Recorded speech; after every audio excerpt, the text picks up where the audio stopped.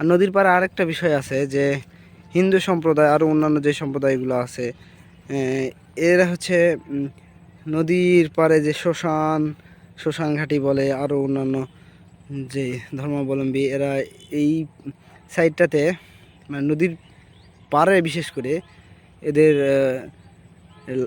যে মৃত লাশগুলো আছে এগুলা দাহ করায় আরও অন্যান্য।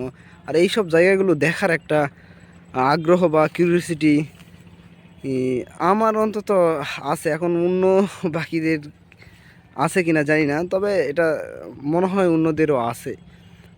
তো এখানেও একটা ওরকম আছে, আমি ওটা দেখানোর চেষ্টা করব, দেখি কতটুকু দেখাতে পারি। এখানে কয়েকজন মুরব্বী চাচা আছে, এদের থেকে শুনে নেব। এখানে একটা দাহ বা কি যেন একটা আছে, এটা সম্পর্কে একটু জেনে নিব, তারপরে ওখানে যাব। এই ক্ষেতটা হচ্ছে মিষ্টি আলুর ক্ষেত। এটা আপনারা সকলেই চিনেন যে এটা মিষ্টি আলু। এখানে কয়েকজন চাচা কাজও করতেছে, তো ওদের কাছ থেকে একটু পরামর্শ নেব, তারপরে ওইদিকে যাব। লাশপুরায় ওখানে ওর আশেপাশে কি যাওয়া যায় না? অনেক জায়গায় শোনা যায় যে ওগুলাতে নাকি গেলে সমস্যা হয়। এদিক দিয়ে তো এটা ঘিরা আছে, ওই পাশ দিয়েই যেতে হবে। আপনারা তো এখানে সচরাচরই থাকে, ওরকম কোনো সমস্যা হয় না, তাই না?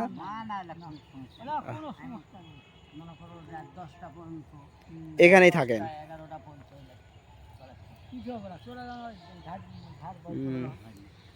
এগুলা মূলত খালি শুধু ঘাসগুলা উঠেছেন, তাই না? ঘাসগুলা উঠে নিলে এই যে গাছটার একটু হয়তো সতেজতা বাড়বে। ও, পানি দিবেন আর খাবার দিবেন, এই তো নাকি? এগুলা আপনার ওই লাল আলু না সাদাটা? এটা ও, সাদাটা না?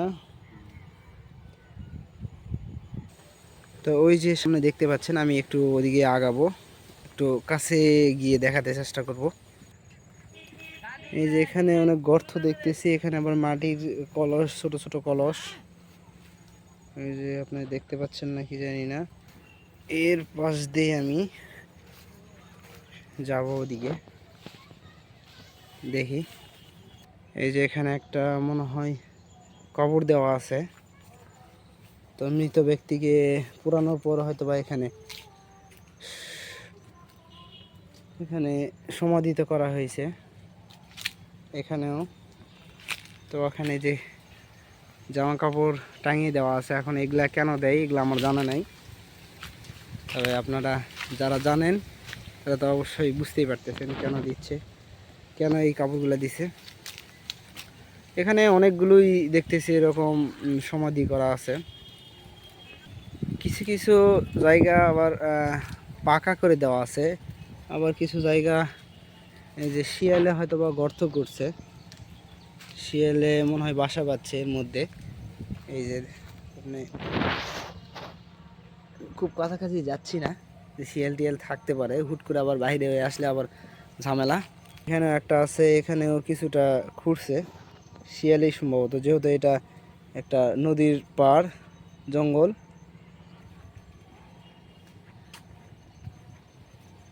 এই যে এখানে একই অবস্থা, এখানে একটা আছে। তো এবার অনেকগুলোই আছে এখানে, তো সবগুলাই একটা একটা করে দেখানো সম্ভব না, ভিডিও অনেক বড় হয়ে যাবে।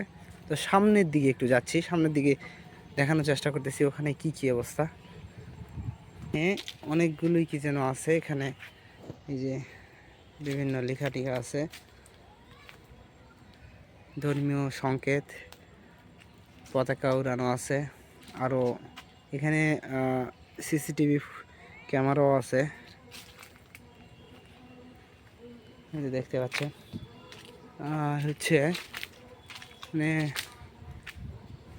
এদের মন্দির, ধর্ম উপাসনালয়। আর এইবার ফাইনালি আমি চলে আসছি। এখানে তো সব সময় কেউ থাকে, তাই না? হ্যাঁ, থাকা পরে একজন। আর এখানকার কোনো এখানে লাশ নিয়ে আসার পর পুরানোর কোনো আগে কার্যক্রম বা এরকম মনে করেন কিছু নিয়ম নীতি আছে এগুলা? যেগুলো বাধ্যতামূলক, এরকম কোনো কিছু আছে আপনাদের যে আপনি লাশটা নিয়ে আসলো আপনার এখানে, আপনি আনার পরে কোনো একবারে বাধ্যতামূলক কোনো নিয়ম নীতি আছে নাকি? না নিয়ম নীতি মানে লাশ পোড়ানোর পর আমাদের এখানে লাশ পোড়ানোর জন্য দাহ কার্যের জন্য 400 টাকা করে নেওয়া হয়। ও আচ্ছা, টাকা ওটা চার্জ, ওটা আলাদা হিসাব। কারণ মন্দির চালাতে হয়, হ্যাঁ হ্যাঁ, এটা একটা কষ্ট কারেন্ট বিল আছে, আছে, লোকজন আছে, এখানে লোকজন থাকে, এদের একটা ইয়ে আছে।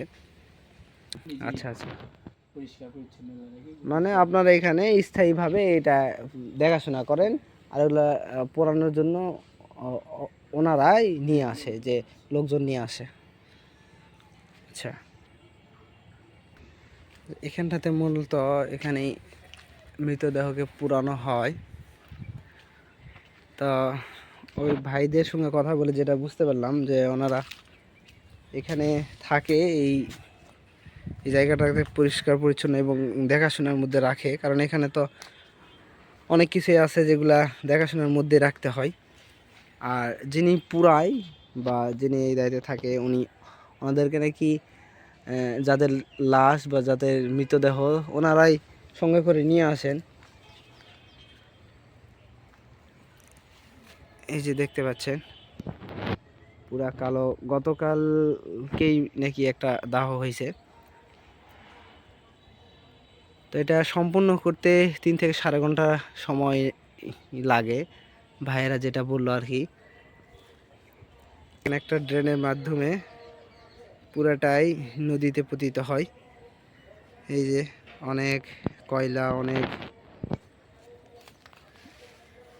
পুরাটাই পরিচ্ছন্ন। এখানে মানুষের হাড় মাংস গলিত অবস্থায় এখানে পড়ে আছে। কাঠ বাঁশ সব সংমিশ্রিত একটা স্তূপ এটা। এই হচ্ছে মানুষের শেষ পরিণতি।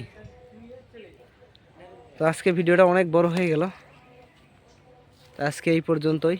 আবার নতুন কোনো জায়গাতে যদি মনে হয় ভিডিও তৈরি করব, তখন দেখা হবে। আল্লাহ হাফেজ।